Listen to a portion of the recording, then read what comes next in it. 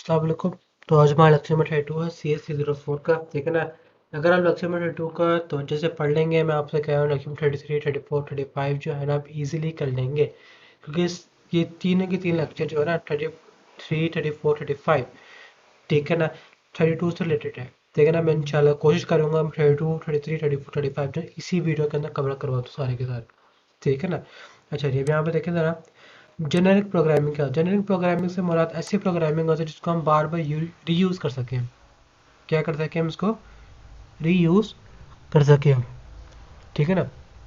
अच्छा जी, अब यहाँ जैसे कि यहाँ पर कुछ फंक्शन बनाए हुए हैं, एक करियर बनी हुई है, उसके अंदर हमारे पास क्या बना हुआ है, ये करियर पास हुई सेटिंग हो रही है, सी आउट हो रहा है, यहाँ पर एरेज वगैरह सब चीज़ें पढ़ चुके हैं हम, ये ना काम कुछ भी नहीं है इसके अंदर। ठीक है, जैसे कि यहाँ पे करेक्टर डे बनी हुई है कि साइज लिखा हुआ है, साइज और रे का साइज यहाँ पर डिफाइन किया जाएगा। यहाँ पर रे पास होगी करेक्टर की, और यहाँ पे का पास होगा रे का साइज, यहाँ पे बस सी आउट करता रहेगा जो रे के एलिमेंट होंगे, ठीक है। जैसे कि यहाँ पे 1 2 3 यहाँ पे 1 2 3 4 से के प्रिंट कर देगा। यहाँ पे वैसे एक क्लास बनाई हुई है रे की, एक हमारे पास क्या बना हुआ है, पॉइंटर नाम का वेरिएबल बना हुआ है रे का, एक बना हुआ है साइज का बना हुआ है, ठीक है ना। अब दोनों के दोनों वेरिएबल कौन से हैं, पब्लिक है प्राइवेट, बिल्कुल प्राइवेट है ये पब्लिक, एक पब्लिक में अभी कुछ लिखा भी नहीं है इसके अंदर, ठीक है ना। यहाँ पे देखें ज़रा कुछ भी लिखा है पब्लिक के अंदर। अब यहाँ पर बता रहा है कि बोल के साथ भी बना सकते हैं इसको हम, ठीक है, और कुछ भी नहीं है इसके अंदर। ये जो हम पूरा पूरा पैराग्राफ है ना, ये बस आप कह सकते हैं ओवरव्यू था जितना हम पिछले पढ़ चुके हैं हम, ठीक है ना, और कुछ भी नहीं है। ठीक हो, कहने के तरीका बताया हुआ कि जनरल प्रोग्रामिंग होता है, क्या कुछ भी नहीं है इसके अंदर, ओवरव्यू बताया हुआ है हल्का सा। आगे हमारे पास है जेनेरिक प्रोग्रामिंग के एडवांटेजेस। एडवांटेजेस क्या है इसके अंदर, ये इसके एडवांटेज है कि भाई ये हमारे पास रीयूजेबल कोड होता है, रिनाटेबल होता है, ठीक है ना। और इसकी जो मेंटेनेंस होती है, यानी कि एरर डिटेक्शन काफ़ी ईजी हो जाती है। एरर डिटेक्शन हमारे पास क्या होती है, काफ़ी ज़्यादा ईजी हो जाती है, ठीक हो गया। जेनेरिक प्रोग्रामिंग के अंदर हमारे पास एक चीज़ आती है, होती है टेम्पलेट्स। टेम्पलेट्स का टॉपिक हम शायद पहले पढ़ चुके हैं, ठीक है ना। देखिए दोबारा आगे हम दोबारा पढ़ लेंगे, कोई बात नहीं, ठीक है ना। इसके दो टाइप होते हैं, फंक्शन टेम्पलेट्स और एक होते हैं क्लास टेम्पलेट्स, ठीक है ना। होता है फंक्शन टेम्पलेट और एक होता है क्लास टेम्पलेट, ठीक है ना। अब ये फंक्शन टेम्पलेट क्या होता है और क्लास टेम्पलेट, अब इसके बारे में बात करेंगे हम, ठीक है। टेम्पलेट सबसे पहले देखते हैं क्या होता है टेम्पलेट। जैसे कि मैंने बताया है कि जेनरिक प्रोग्रामिंग ऐसा है, इसका मतलब क्या है, ये एक रीयूजेबल कोड होगा, एक मतलब कोड लिखूंगा उसी कोड को बार बार इस्तेमाल करूंगा। जैसे क्लास होती है वैसे यहाँ पर एक फंक्शन क्लास टेम्पलेट होता है, एक यहाँ पर होती है फंक्शन टेम्पलेट होती है, ठीक है। अब यहाँ पर सबसे पहले बात है फंक्शन टेम्पलेट, ठीक है ना। फंक्शन टेम्पलेट से क्या मुराद है, या तो टेम्पलेट को आप विस्तार करके लिख लो, या फिर टेम्पलेट को आप विस्तार करके लिख लो, टाइप टेबल के साथ लिख लो या फिर क्लास के साथ लिख लो, एक ही बात है, ठीक है ना। या फिर इसको डिफरेंट पैरामीटर से लिख लो उसका करके, ठीक हो गया।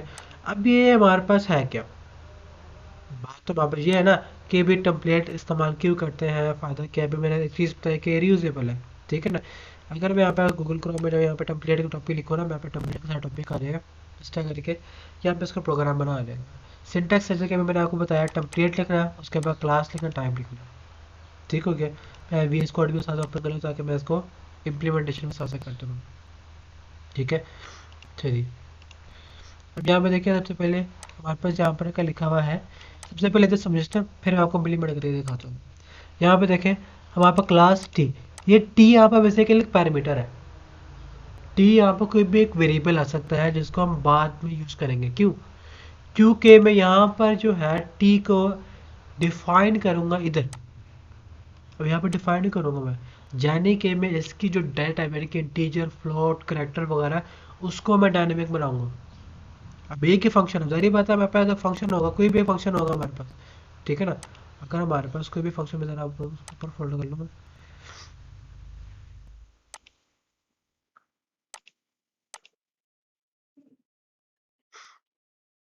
जैसे कि वहाँ पे फंक्शन बना हुआ है पॉइंट का ये वाला, या फिर सपोज कर लिया वहाँ पे ये वाला फंक्शन बना हुआ है, ठीक है ना, ये फंक्शन बना हुआ है।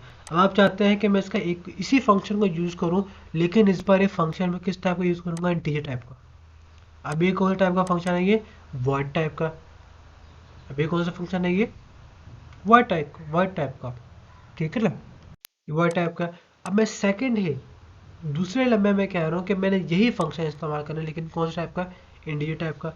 तो फिर मैं यहाँ पर लिखूंगा ना ऐसा करके वॉइड, ठीक है ना, और यहाँ पे लिखूंगा मैं इंटीजर इंट, यहाँ पे लिखूंगा मैं इंट, लिखूंगा मैं इंट लिखूंगा ना मैं, ठीक है ना।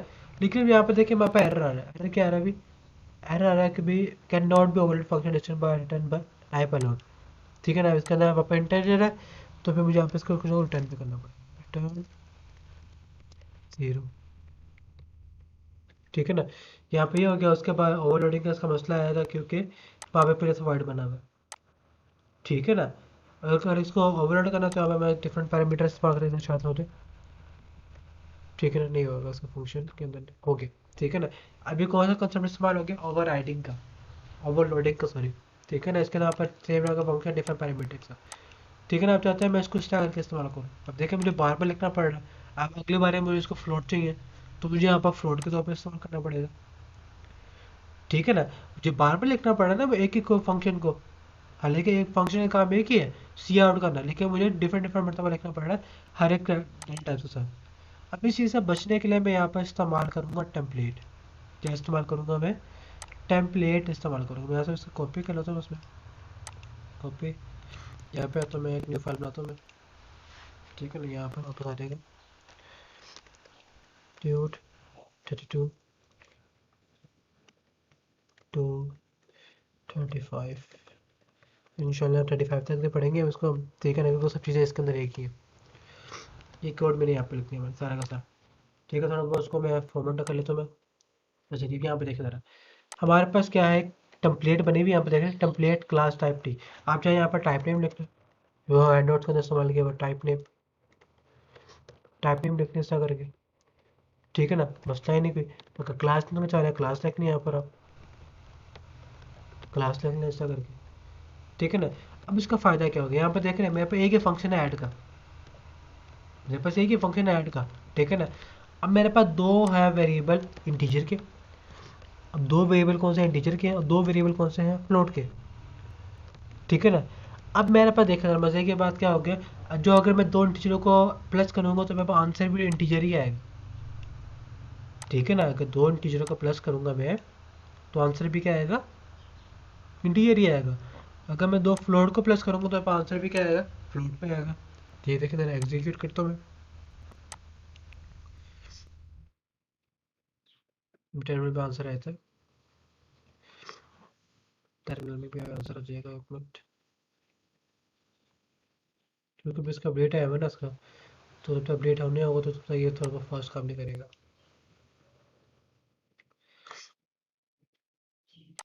यहाँ पे देखा जाए इंटीजर को प्लस किया, इंटीजर में आंसर आया, फ्लोट को प्लस किया, फ्लोट में आंसर आया।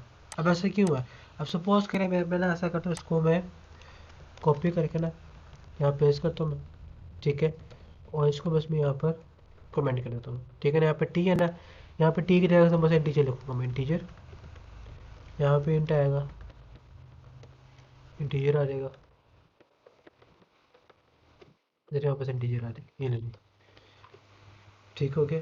अब यहाँ पे देखो सेव करता हूँ मैं, यहाँ पे देख रहे हैं हमारे पास जो ऐड है यहाँ पे मसला आ गया, ठीक है ना। वो कह रहा है अभी कि ये यहाँ पर वहाँ पे इंस्टेंस है, क्या है ये कि ऐड एक इंस्टेंस है किसका, टेम्पलेट टी का, ठीक हो गया, ठीक है। अब ऐसा क्यों हुआ, क्योंकि हमने जो है यहाँ पे ये लिखा हुआ है,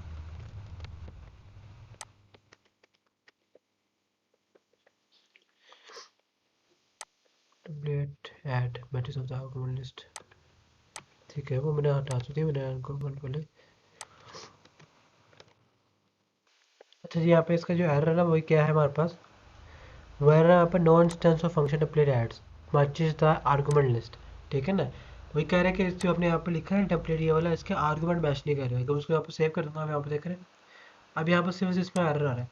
इसमें क्यों एरर आ रहा है, वो कह रहा है अभी कि आपने वहाँ पर इंटीजर लिखा हुआ है, इधर जो है आपने इंटीजर लिखा हुआ है, और यहाँ पर मुझे फ्लोट दे रहे हो, एम एन की वैल्यू, एम और एन की वैल्यू यहाँ पर फ्लोट है, तो यहाँ पर आप मुझे फ्लोट दे रहे हो, यहाँ पर इंटीजर आना चाहिए।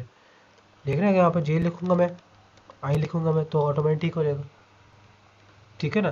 क्यों, क्योंकि इंटीजर है, हमने यहाँ पे इंटीजर लिखा है। अब मैं चाहता हूँ भाई कि डायनेमिकली जो है ना क्या हो, इसके डाटा टाइप चेंज हो रहा है according to its variable data type.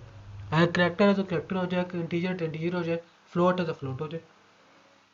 ठीक है ना, वो कैसे करूँगा मैं क्या करूँगा, अपने फंक्शन को कन्वर्ट कर लूँगा किसके अंदर, टेम्पलेट के अंदर। किसमें, टेम्पलेट के अंदर। आप समझ लेना टाइप क्लास टी, ठीक है ना, यहाँ पे ऐड का नाम रख दो एड्स, ठीक है ना, एड्स लिख लूँगा मैं सिंपल सा। अब यहाँ पे देखा जरा, मैं यहाँ पे लिख लेता हूँ आई की जगह एम, और ये यहाँ पर आ जाएगा, यहाँ पे एन आ जाएगा, ठीक है ना। अब यहाँ पे देखिए इसका फायदा क्या होगा, एड्स है ना, यहाँ पे ये एड्स है, ठीक है। ये टी का मतलब क्या है, हमारे पास इधर कोई भी डेटा पाएगी, इधर भी हमारे पास टी का मतलब क्या है कि यहाँ पर कोई भी डेटा टाइप आ सकती है। आपको आप सोच रहे होंगे कि यहाँ पर सिर्फ टी ही लिखना है, कोई रिस्ट्रिक्शन नहीं है। आप चाहे यहाँ पर सी लिख लें, इस तरह करके आप सी लिख लें, यहाँ पर सी लिखेंगे, फिर आपको इधर भी सी लिखना पड़ेगा, इधर भी सी लिखना पड़ेगा, ठीक है ना, यहाँ पर इधर भी सी लिखना पड़ेगा, ये लेनी, ठीक है ना। अब आप सोच रहे हो कि सिर्फ करेक्टर इस्तेमाल करना है, मसला ही नहीं, करेक्टर की बजाय खाली एबीसी लिख लें ऐसा करके, ठीक है ना। यहाँ पे खाली एबीसी लिख लें, एबीसी को फिर यहाँ से कॉपी करके आपको यहाँ पे लिखना पड़ेगा, जैसे कि ऑब्जेक्ट बनाते हैं ना, ठीक है ना, ये वही चीज़ यहाँ पे बनी है, कुछ भी नहीं है, ठीक है ना। वहाँ पे एक वेरिएबल है जिसको हमने एज अ टेम्पलेट इस्तेमाल कर रहे हैं, उस वेरिएबल के अंदर क्या लिखा होगा, जो हम वहाँ पर सेंड कर रहे होंगे उसकी डाटा टाइप, ठीक है ना। अभी देखें ज़रा, इसको सेव करूँगा मैं, एग्जीक्यूट करूँगा, मेरे पास जब का आंसर आ जाएगा, ठीक है ना, मेरे पास इसका आंसर आ जाएगा ऑटोमेटिकली, टीचर में आएगा, फ्लोट का फ्लोट में आएगा, वो देख रहे हैं, ठीक है ना। ये होता है वहाँ पर टेम्पलेट फंक्शन का काम, क्लियर हो गया। ये होता है वहाँ पर टेम्पलेट फंक्शन का काम, जो कि हमारे पास इधर लिखा हुआ है, ये चीज़ है, ये लिखो, ठीक हो गया। ये यहाँ पर से टेम्पलेट फंक्शन, क्लियर, जो ऑटोमेटिकली डिफाइन करेगा कि यहाँ पर डेटा टाइप कौन सा चाहिए, कौन सा टाइप की आपके पास अरे होगी, यहाँ पे देख रहे हैं अरे, यहाँ पर आप चाहे डी टाइप के बना ले, चाहे आप कैरेक्टर टाइप के लिए बना ले, आप चाहे आप उसको फ्लोट टाइप के बना ले, आप आपको पर डिपेंड करते हैं, क्लियर हो गया, ठीक है ना। अच्छा जी, जैसे कि यहाँ पे देखें, यहाँ पे ये डीजे टाइप का है, फंक्शन प्रिंट अरे है, प्रिंट अरे फंक्शन ये बना हुआ, ठीक है ना। एक में उन्होंने भेजी हुई डीजे टाइप की एरे भेज दी, एक में कैरेक्टर टाइप की एरे भेज दी है, और एक में जो है दूसरे में कोई भी लिखी हुई। आगे यहाँ पर से explicit type parameterisation, explicit type क्या होता है यहाँ पर, एक्सप्लिसिट टाइप भी यहाँ पर यही होता है कि हमने जो ना फंक्शन का नाम बाहर भी लिख दिया, हमने क्या कर दिया, फंक्शन के बाहर भी लिख दिया टी, ठीक है ना, इधर विस्तार करके लिख दिया, ठीक हो, कैसे हम एक्सप्लिसिट टाइप कहते होते हैं। लेकिन इसका एक मसला होता है कि हम इसको ना बाद में किसी भी वेरिएबल के अंदर फंक्शन यूज वो सेव नहीं कर सकते, किसी भी वेरिएबल के अंदर हम फंक्शन सेव नहीं कर सकते, ठीक है। जैसे हम रखें जरा एक्स लिखा है, X is equal to input error देगा, Y is equal to input error देगा, ठीक है ना। अगर आपने इसको लिखना होगा ना, तो सबसे पहले क्या करेंगे, आप इसको डिफाइन करेंगे, गेट इनपुट के अंदर आप उसको डिफाइन करेंगे कि आपने जो इसके अंदर इनपुट सेव करना है वो कौन सा सेव करना है, डिजिट टाइप का, डबल टाइप का, फ्लोट टाइप का, क्या सा। मैं यहाँ पे करूँ डिजिट टाइप का हो जाए, डबल में क्या होगा, मैं डबल लिख दूंगा मैं, सिंपल सा, ठीक है ना। सेम ऐसे यूजर डिफाइंड स्पेशलाइजेशन है, यूजर डिफाइंड स्पेशलाइजेशन में क्या होता है, ठीक है, हमारे पास अब है user defined specialisation. User defined specialisation में क्या होता है कि हमने अपनी तरफ से ना एक फंक्शन बना दिया ऐसा करके, ठीक हो गया। हमने यहाँ पर कोई पैरामीटर जैसे एक्स लिखा हुआ है, यहाँ पर वाई लिखा हुआ है, अब यहाँ पर एक्स की पर वाई की जो हमारे पास है ना डाटा टाइप्स, हम वो खुद ही डिफाइन करेंगे डायनेमिकली। कैसे, यहाँ पे देखें, यहाँ पर सिक्स टीचर आ गया, इंटीजर यहाँ पे फोर्स आ जाएगा, ये फ्लोट आ गया, ये भी फ्लोट है, ये करेक्टर आ गया, ये भी करेक्टर आ गया, ठीक है ना। ये हमारे पास अब आपको क्लियर हो गया टेम्पलेट फंक्शन क्या होता है, डायनेमिकली किसी भी डाटा टाइप को चेंज करना, ठीक है ना। सेम बैठे हमारे पास क्लासेस में भी होता है, अगर ये देखें सारे फंक्शन ही बने हुए हैं, यहाँ पर कुछ भी नहीं बने हुए, ठीक है ना, सबके फंक्शन के एग्जांपल्स है यहाँ पर, ठीक है ना। देख लें यहाँ पे इक्वल कॉन्स्ट कैरेक्टर पैरामीटर गया हुआ है यहाँ पर, यानी कि जो भी कैरेक्टर आएगा वो कॉन्स्ट वाला होगा, उसके बगैर नहीं आ सकता, ठीक हो गया, क्लियर है।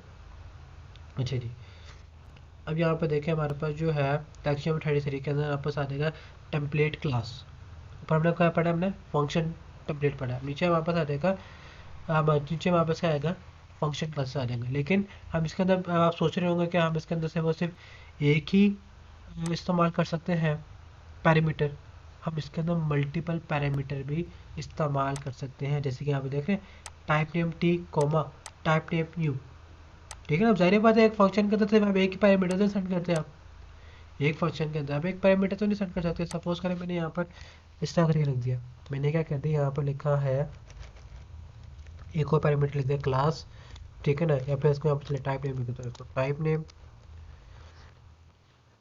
Sorry type name, type name लिख दिया मैंने ABC2, मैंने ये लिख दिया। ठीक है, ऐसा ABC2 को कॉपी करूँगा मैं, ठीक है, जो हमारे पास सेकंड पैरामीटर होगा वो ABC2 क्लास से हो जाएगा। ठीक है, अब यहाँ पे देखिए ज़रा, यहाँ मज़ा आएगा, अब मैं इंटीजर है ना यहाँ पर, अब मैं यहाँ पर पास कर दूंगा n, इधर मैं पास कर दूंगा n। अब यहाँ पे देखिए एक इंटीजर जा रहा है और एक फ्लोट जा रहा है। फ्लोट यहाँ पर एक्सेप्टेबल क्यों है, क्योंकि मैंने यहाँ पे एक ये चीज़ इस्तेमाल कर ली। अब सपोज करें खाली मैं यहाँ पे इस्तेमाल करते हैं ABC, ठीक है, तो यहाँ पर एरर आया था। अभी यहाँ पर तो शो हो गया, देखिए शो हो गया यहाँ पर, क्या कह रहे हैं अभी, दो instance of template adds matches argument list.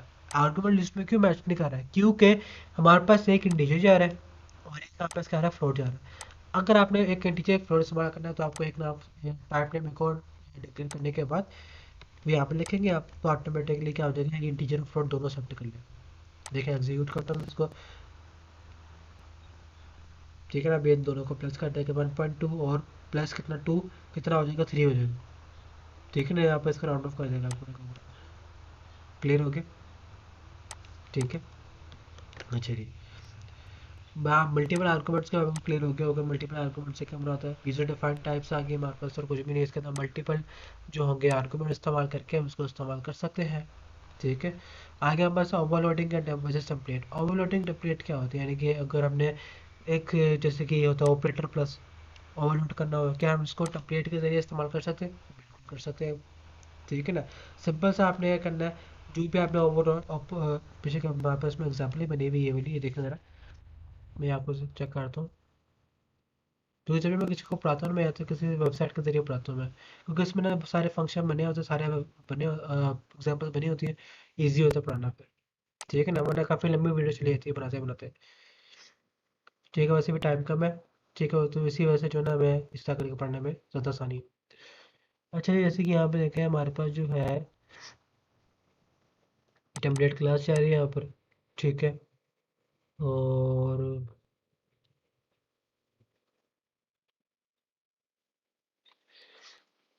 ऊपर ओवरलोडिंग वाला मैंने भी देखा था, भी शायद इसमें था बोलना,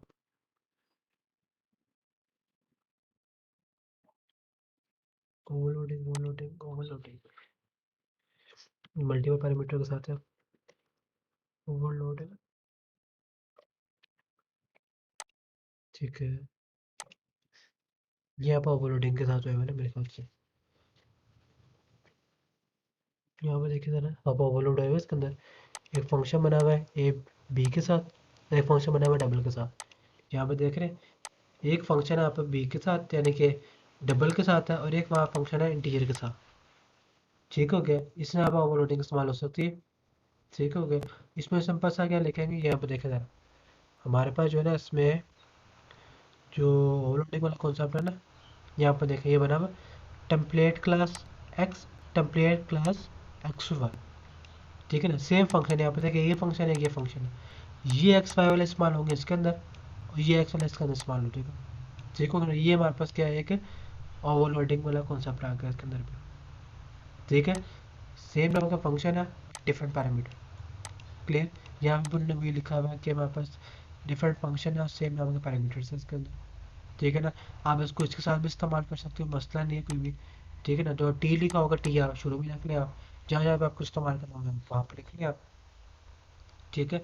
आगे आप पॉलिसीज आ गए, वहाँ पर टेम्पलेट आर्गूमेंट्स पॉलिसीज क्या होती है, यानी कि इसके जो रूल्स होते हैं वो क्या है हमारे पास, ठीक है ना। जैसे कि यहाँ पास जो ऊपर वाला जो ना बताया ना ओवरलोडिंग वाला, आगे उसके तरीके बताए हुए हैं कि क्या तरीके हैं, यानी कि फर्स्ट सोल्यूशन क्या है, सेकंड सोल्यूशन क्या है, थर्ड सोल्यूशन क्या है, ठीक है ना।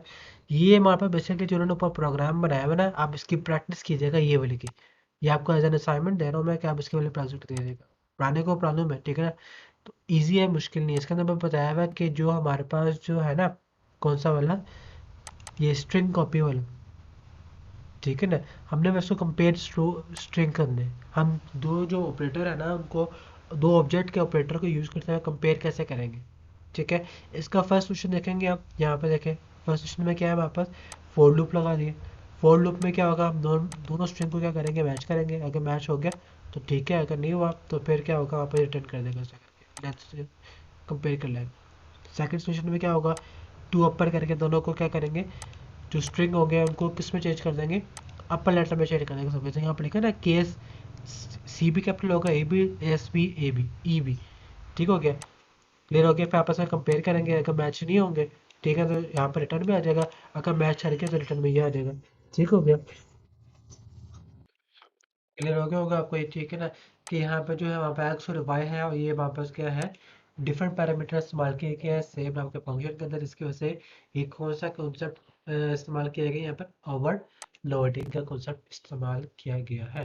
क्लियर हो गया। अच्छा जी, आगे हमारे पास जो है ना, जैसे कि मैं आपको ये बता रहा था कि जो जो हमारे पास टू अपर है, टू अपर जो फंक्शन है ना हमारे पास क्या काम करता है, जैसे हमने कहा सी लिखा हुआ है, सी एस सी लिखा है ना हमारे पास, ठीक है। इसमें क्या होता है हमारे पास टू अपर में, ये इन सबको कैपिटलाइज कर देगा, यानी कि कैपिटल सी आ जाएगा, कैपिटल ए आ जाएगा, कैपिटल एस आ जाएगा, कैपिटल ई आ जाएगा। ठीक है ना, फिर आपस में कंपेयरिंग करेगा, अगर मैच करेंगे ठीक है, अगर मैच करेंगे तो ठीक है, अगर नहीं मैच करेंगे तो आप रिटर्न कर देगा, यानी कि माइनस कर देगा आपस में। ठीक हो गया। उसके बाद सेकंड सोल्यूशन क्या होगा, हमारे पास वही चीज़ चेक करेगा, हमारे पास जो स्ट्रिंग है उसकी लेंथ क्या है, ठीक है ना। और साथ ही साथ चेक करेगा, अगर उसकी लेंथ क्या होगी, ग्रेटर देन होगी किससे, स्ट्रिंग वन से, और लेस देन किस क्या होगी, स्ट्रिंग टू से। ठीक हो गया, तो फिर इसको चेक करेगा, अदरवाइज चेक नहीं करेगा। क्लियर। अच्छा जी, थर्ड सोल्यूशन में बताया हुआ है, थर्ड सोल्यूशन में बस वही चीज़ इस्तेमाल करेगी, कौन सा वाला, ये वाला, कि यहाँ पे एक करेक्टर आएगा, दूसरा करेक्टर आएगा, उसमें चेक करेंगे आपस में अगर इक्वल है ठीक है, अगर नहीं इक्वल है तो फिर क्या होगा, हमारे पास ये फॉल्स आ जाएगा। क्लियर हो गया। तो ये यहाँ पर स्टैटिक कीवर्ड के साथ इस्तेमाल किया जाएगा। स्टैटिक कीवर्ड क्यों इस्तेमाल किया जाएगा, ताकि वहाँ पर जब तक प्रोग्राम खत्म नहीं होता तब तक उसकी मेमोरी लॉस्ट ना हो। क्लियर हो गया। अच्छा जी, ये सारा वही लिखा हुआ, कुछ भी नहीं है हमारे पास, इसका सैम्पल आउटपुट दिखा दिया। ठीक है ना, इसलिए वहाँ पर लेक्चर में 33 था। लेक्चर में 34 में देखिए हमारे पास आ गया है कुछ algorithm, generic algorithm. Generic algorithm से क्या बनाता है कि अभी हमारे पास अरे आएगी, ठीक है ना, कोई भी अरे आ जाए हमारे पास, ठीक है ना, तो उसको एज टेम्पलेट के तौर पर कैसे इस्तेमाल करेंगे, किसी भी टेम्पलेट फंक्शन के तौर पर कैसे इस्तेमाल करेंगे हम इसको। ठीक है ना, वही चीज़ देखा, टेम्पलेट फंक्शन लिखा आपने, ठीक हो गया। प्रिंट अरे लिखा, ये टी कहाँ पास करने के, अरे में पास करना, ताकि हमें मालूम हो जाए कि किस टाइप की अरे आ रही है। जैसे कि यहाँ पे देखिए ज़रा, यहाँ पे कॉस्ट इंटीजर अरे आ रही है, यहाँ पे डीजे लिखा हुआ है, इसका मतलब क्या होगा, अरे कौन से फॉर्म की होगी, अरे इंटीजर फॉर्म की होगी। अगर मैं इसको कन्वर्ट कर दूँ किसके अंदर, टेम्पलेट फंक्शन के अंदर, किसके अंदर, ये वाले पूरे के पूरे फंक्शन को किस में कन्वर्ट कर दूँ मैं, टेम्पलेट फंक्शन के अंदर। तो मैं क्या लिखूंगा, type name T, type name लिख लिया, यहाँ पे क्लास लिख लिया, एक ही बात है। ठीक है, फिर टी कहाँ पर आ जाएगा, टी यहाँ पर भी आ जाएगा अरे के पास, इधर भी आ जाएगा, ताकि मालूम हो सके इसकी रिटर्न टाइप को होना चाहिए, इंटीजर होगी, फ्लोट होगी, क्या होगी। ठीक हो गया। और इसके साथ साथ वहाँ पे इधर भी आ जाएगा टी, कि वहाँ पर जो वेरिएबल एक्स है उसका क्या इंटीजर होना चाहिए, कौन सा होना चाहिए वो। क्लियर हो गया। यहाँ पे देखें, अब जहाँ जहाँ मैंने वेरिएबल लिखा हुआ था, वेरिएबल लिखा हुआ था, वहाँ पे मैं इसके टी लिख दूंगा सिंपल सा। ठीक है ना, अब इसका फ़ायदा क्या होगा, ये वहाँ पर फंक्शन जो है ना टेम्पलेट फंक्शन बन चुका है, यानी कि इसको मैं फ्लोट के लिए भी इस्तेमाल कर सकता हूँ, मैं इंटीजर के लिए भी, कैरेक्टर के लिए भी, जिस मर्जी के लिए। ठीक हो गया, जैसे यहाँ पे देखें, ये देखें ज़रा, ठीक है ना, ये प्रॉपर फंक्शन बना हुआ है इसका। आगे हमारे पास है, ये बताया हुआ कुछ भी नहीं, ये वही चीज़ फंक्शन लिखा हुआ है, ये वाला भी फंक्शन है वहाँ पर, वही वाला लिखा हुआ है जो ऊपर लिखा हुआ है, यहाँ पे देखा, अगर आप देखेंगे ना वही लिखा है हमारे पास। ठीक है ना, आगे भी वहाँ पे बता दें कि अगर हम इसको मल्टीपल अरेज यानी कि मल्टीपल वेरिएबल का इस्तेमाल करना चाह रहे हैं, वैसे भी हम इसको इस्तेमाल कर सकते हैं। ठीक है, ओके, ठीक है ना, डिफरेंट डिफरेंट तरीके बताए हुए हैं कि हम इसको कैसे इस्तेमाल कर सकते हैं, कैसे नहीं इस्तेमाल कर सकते। ठीक हो गया। अच्छा, जाके हमारे पास क्लास टेम्पलेट। क्लास टेम्पलेट जो है ना हमारे पास वैसे ही इस्तेमाल किया था जैसे फंक्शन है, जैसे फंक्शन है ना वैसे ही वहाँ पर क्लास टेम्पलेट ही है। जैसे कि यहाँ पर देखा जरा, मैंने लिखा टेम्पलेट क्लास टाइप, ठीक है ना, यहाँ पर पैसे का आप टाइप में लिख लें, यहाँ पर क्लास लिख लें, एक ही बात है। ठीक हो गया। आगे हम क्या करेंगे, ये चीज़ है ना, ये चीज़ ये कब इनिशियलाइज होगी, जब हम इसका ऑब्जेक्ट क्रिएट करेंगे। फॉर एग्जाम्पल जैसे कि यहाँ पे एक एग्जाम्पल है, यहाँ पर ये वाली, मैं क्या करूँ, उसको यहाँ से कॉपी करता हूँ मैं। ठीक है, यहाँ पे तो करो से करो बस, इसमें क्लास में नहीं है पूरी की पूरी। हाँ जी, यहाँ पे देखें ज़रा, यहाँ पे टेम्पलेट क्लास में नहीं भी थी, टेम्पलेट क्लास थी, यहाँ पे बेशक इसको टाइप नेम लिख लें, मसला ही नहीं भाई, टाइप नेम, टाइप नेम, इस डायग्राम देख ले, ठीक है ना, एक ही बात है। ये टी यहाँ पर आ गया, ये टी जो है मैंने यहाँ पर पास कर दिया किसके अंदर, ये वाले वेरिएबल के अंदर, ठीक है ना। आप चाहे इसको प्राइवेट बना ले, एक ही बात है, आप चाहे इसको यहाँ पर प्राइवेट करके लिख लें, इस तरह कर दे, ठीक है ना, अब इसको प्राइवेट करके लिख ले, ठीक है, ठीक है। पब्लिक के यहाँ पे फंक्शन आ गया वॉइड वाला, ठीक हो गया। यहाँ पर नंबर 1 2 और को अपने यहाँ पर नंबर 1 2 को क्या कर दिया, यहाँ पर ऐड कर दिया, ठीक हो गया। S T D N T L जो ना यहाँ पे बेशक अब कुछ करके लिखने एक ही बात है। अगर ये फाइल यहाँ पर लगी होती है तो फिर हम यहाँ पे एस टी डी लिखते होते हैं, क्योंकि एक ऑब्जेक्ट का स्टैटिक मेंबर होता है ये, ठीक है। ये भी आपको शायद अंतर समझ आए, आपको एडवांस में भी जब पहुंचेंगे आपको फिर समझ आएगा। ये एस टी डी बेशक यहाँ से हटा दो, ये ले, क्लियर। अब यहाँ पे देखें ऐड होगा, ऐड में क्या है, दो नंबर हम वापस क्या हो रहे हैं, ऐड हो रहे हैं, ठीक है। अब यहाँ पे देखें रहा, अब मैं ये कैसे बताऊंगा कि ये जो दो नंबर है कौन से टाइप के होने चाहिए। मैंने यहाँ पे लिख दिया इंटीजर, ठीक है ना। मैं एक और बना लेता हूँ ऑब्जेक्ट, यहाँ पे लिखता तो ए, हमारे क्लास का नाम जो ए है, ठीक है। अब यहाँ पे डिफाइन करूंगा मैं, सॉरी, अब यहाँ पे लिखूंगा मैं कि हमारे पास जो वेरिएबल होंगे वो कौन से होंगे, फ्लोट। मैंने यहाँ पे लिख दिया फ्लोट, मैंने बी लिख दिया, ठीक है ना। फ्लोट मैंने क्या लिख दिया, बी लिख दिया, तो बी डॉट एट, ये ले, क्लियर हो गया। अब देखिए जरा, अब ये वहाँ पे एक का फ्लोट का आंसर आएगा और एक का वहाँ पर इंटीजर का आंसर आएगा, चेक कीजिएगा। एक इंटीजर में आएगा और एक फ्लोट का आएगा, चेक कीजिएगा। ये देखा 11 11, ठीक है ना। अब पॉइंट जीरो का मतलब क्या है, वो ऑटोमेटिक खत्म कर देगा, क्लियर हो गया, ठीक है ना। यहाँ पे 5.6 लिखा है ना, 5 + 6 वहाँ पे 11 हो जाएगा। अगर ये फ्लोट में होता तो फ्लोट में आपका इसका आंसर आया था, ठीक है ना, क्लियर हो गया। जैसे कि यहाँ पे लिखूंगा 4.5.6 ऑटोमेटिक इसको ठीक कर देगा, ठीक हो गया। ये होता है हमारे पास क्लास टेम्पलेट, क्लियर। अब class template with multiple parameters, यानी कि मल्टीपल पैरामीटर हम इस्तेमाल करते हैं कि अगर मैं चाहूँ कि मैं एक वेरिएबल का टाइप कुछ और रख लूँ, एक वेरिएबल का टाइप कुछ और रख लूँ, लाइक समथिंग दिस। यहाँ पे लिख लिया मैंने क्लास, मैंने यहाँ पे इसको जी लिख दिया मैंने, ठीक है ना। इसका मैंने यहाँ पर जी करके लिख दिया मैंने, ये जी लिख दिया मैंने, ठीक है ना। यहाँ पे मैंने जी लिख, सिंपल सा, ये जी लिख दिया। तो फिर यहाँ पे मुझे लिखना पड़ेगा कोमा। अब जहाँ पर लिख देता हूँ ये हो जाए हमारे पास फ्लोट, मैंने इसका करके लिख दिया। एक हमारे पास कौन सा टाइप आ रही है, इंटीजर की, और एक कौन सी आ रही है, फ्लोट की आ रही है। सेम है इट इज़, यहाँ पे भी लिख दिया मैंने, यहाँ पे नीचे लिख दिया समझ लो, ठीक है ना। मैं इसका करके लिख दिया, सेव करूँगा मैं, एग्जीक्यूट करूँगा, फिर भी आंसर वही आएगा जो आंसर आया था वहाँ पे 11 क्लियर हो गया। मैंने इंटीजर फ्लोट को प्लस किया ना, मैंने फ्लोट इंटीजर को प्लस किया, देखिए क्लियर हो गया, ठीक है ना। ये होता है मल्टीपल पैरामीटर के साथ काम, क्लियर है। चलिए आगे हमारे पास वही चीज़ बताई हुई है जो हमने पहले पढ़ चुके हैं। अब यहाँ पर एग्जाम्पल लिखिए वेक्टर क्लास के, ठीक है ना। ये टी है, ये टी यहाँ पास कर दिया। इसका मतलब क्या है कि जब मैं इसका ऑब्जेक्ट बनाऊंगा, यानी कि जो ऑब्जेक्ट लिखा है टी, ये सॉरी मैं नीचे आऊँगा मैं, अगर ये जो मेन फंक्शन है,